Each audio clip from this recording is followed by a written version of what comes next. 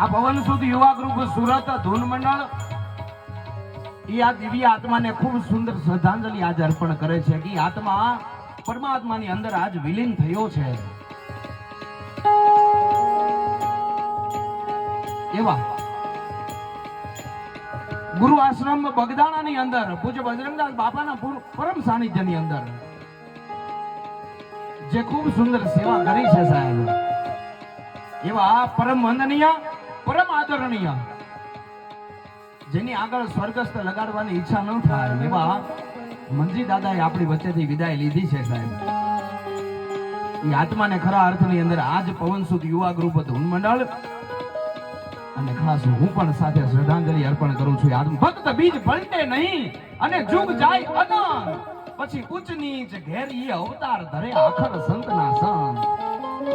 પરમાત્માના ચરણોની અંદર બજરંગદાસ બાપાના ચરણોની અંદર એ આત્મા વિલીન થયો છે. ત્યારે બધાને વિનંતી કરું કડતાલની સાથે આપણે એ આત્માને શ્રદ્ધાંજલિ આપવી છે સાહેબ ખરા અર્થની અંદર કે જે બજરંગદાસ બાપાના ચરણોની અંદર એ આત્મા વિલીન થયો છે.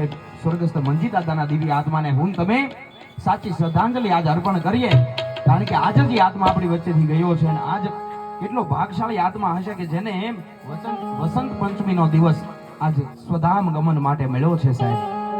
એટલા માટે બધાને વિનંતી કરીશ બે હાથ ઊંચા કરી અને સુંદર તાળીઓથી એ આત્માને શ્રદ્ધાંજલિ અર્પણ કરીએ, કારણ કે એની પાછળ અશ્રુ ન પાડવાના હોય, જેને ખરા અર્થની અંદર સેવા કરી છે.